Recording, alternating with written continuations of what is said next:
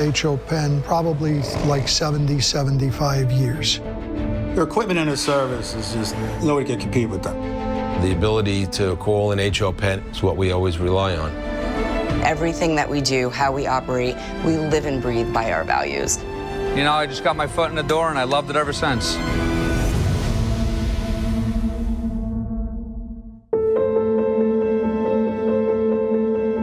I was just going to college in Connecticut, and my family was in Pennsylvania, and they were coming up for Parents' Weekend in the fall. And I said, Jesus, this is wonderful. You know, everybody wants to come see me. I didn't want to come see me. You know, they were looking at H.O. Penn. My family acquired H.O. Penn in 1965. 1921, Ginsburg Penn was put together. Their first operation was down in the Wall Street area. Ham Penn bought Ginsburg out, and that's then led to the founding of H.O. Penn Machinery Company in 1923. Things were going well. H.O. Penn was able to do reasonable amounts of business even during the Depression. And then we got to World War II. Bulldozers could be used to crush machine gun nests, could be used to repair bombed out roads, build airfields. It was on the front lines, it would be shot up pretty badly, and it would be sent back to us. So we did a lot of that repair work, flipped it around and sent it back out there to help the war effort. My grandfather was a heavy highway contractor when Hamilton Penn passed away just after World War II. He loved the contracting business, but he loved equipment even more. My father actually went to Caterpillar with his brother, and they were in business together, and asked Caterpillar if H.O. Penn was available. Caterpillar said, well, we have management in there, but we do have this new opportunity in central Pennsylvania. And so in 1948, they formed Cleveland Brothers. I was a year old when we moved to Pennsylvania. When you thought in the past of construction equipment, it was like the Cat D8. It was rough and tough, and you couldn't kill it, and you could push a mountain down with it. My first actual job was, believe it or not, at 14 years old. My dad ran I-84 in Middlebury, Connecticut, and he said, you're going to work for the dynamite crew. When I started, Caterpillar was allocated to dealers in a very limited way. The salesman would show up and say, I got a D8 coming in next week. It's the only one I'm going to get for 2 months. Do you want it? The price never entered the discussion. It was, yeah, I need that machine. That was my first encounter.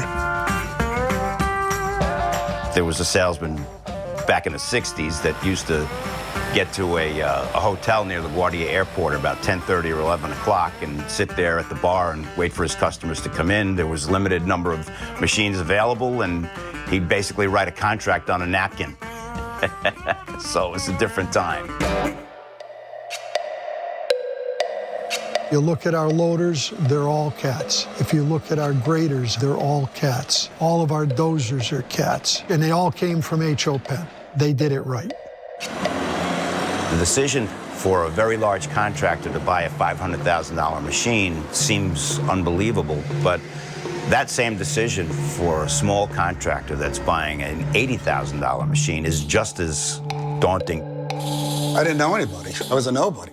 I went in there like nervous, like, holy shit, this is a big company. And I was like, what am I gonna do? It's like, God. So I ordered my backhoe, the first backhoe. It was a big purchase, a lot of money. You're nervous, but they made it really super easy, super nice. Did all the paperwork, you know. A couple weeks later, machine shows up. Just shows up in your yard. Like, wow, this is fantastic. This is easy, you know? And it happens every single time that way. You go look at anything, they send over some papers, and the machine just shows up. It's a crazy system. Every deal for us, doesn't matter, big or small, it's still the same thing. It's their lives, it's their livelihood, and we're there to help them to be successful in business.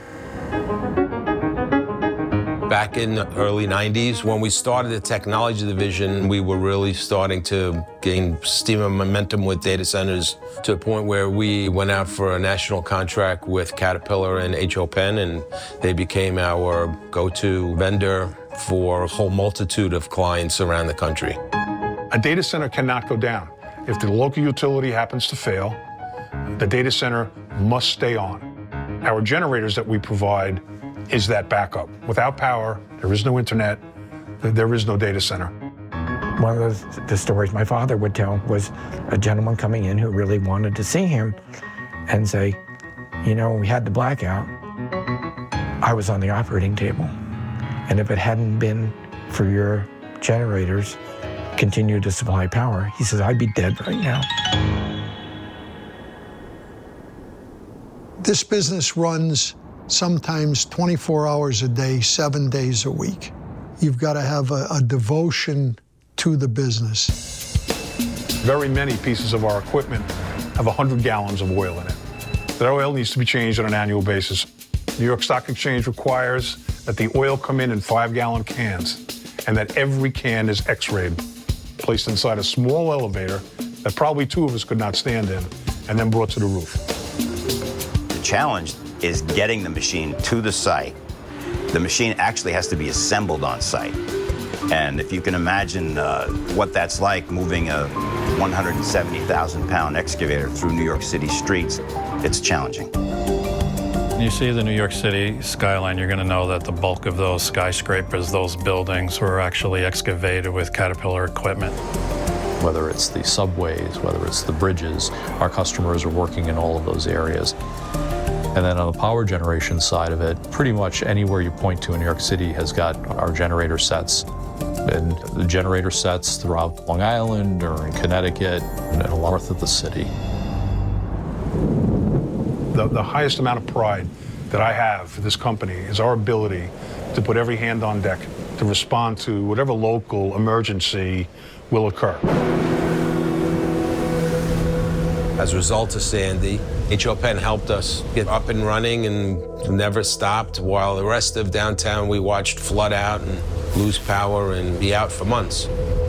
It's basically in our DNA. We're so used to when a storm's coming or there's an outage, our people jump right into it. 24 hours a day, 7 days a week. When 9/11 happened, you know, and the tragedy of the towers coming down, and there was an enormous amount of need for different types of equipment to be down there. And our technicians really stepped up and were able to work, you know, countless long shifts to be able to keep the machines running, to keep the effort going. It became a challenge to tell people it's time to go home because they were so focused on wanting to do the right thing for what it is that we do.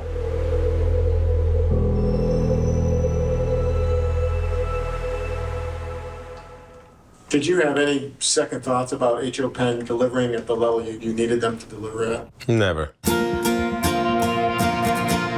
I remember hearing a story about my grandfather and going out to the Staten Island landfill in a very nice suit.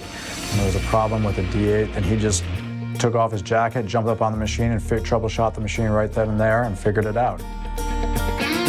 They make you feel like it's not a big company, like we're here to help you. And they do. You know, if you got a problem, they'll help you figure it out. And I've needed their help quite a few times, and they've always come through. Recently, we had buying some pavement equipment from H.O. Penn, and it was unavailable. And they said, we can't find it. We don't have it. We don't know. It's nowhere. And I said, hey, I'm telling you, I have paving to start, and I need it for that date. It came. They got it at no small expense. Not the best deal for them, I'm sure, but they delivered. And those are things you remember. Here at H.O. Penn, we've been operating for quite some time now with a system called Managing by Values, which means you look for all-win solutions, and you have a set of values that really dictate how you make decisions. It's not something that we put on a sign on the walls and just walk by. We actually operate in that way. And everything that we do has to align with our values, or else it's not going to happen.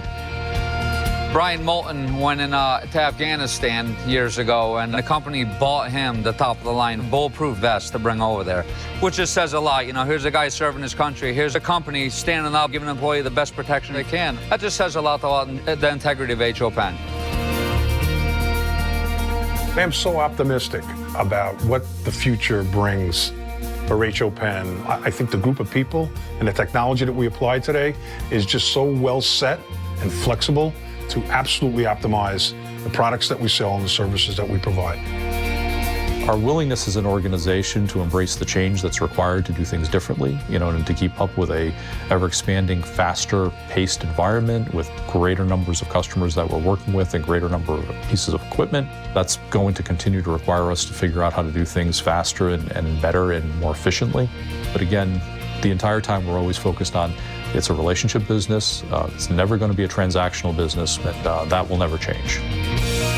I'm very proud of the legacy of H.O. Penn. Few companies can say that they're as old as we are, 100 years old. And I think a lot of that has to do with how we've managed to serve our customers over those years. And we do that by taking care of our employees. We do the best job for our customers that they can. And I'm looking forward to handing this off to the next generation at some point so they can continue to do the same thing.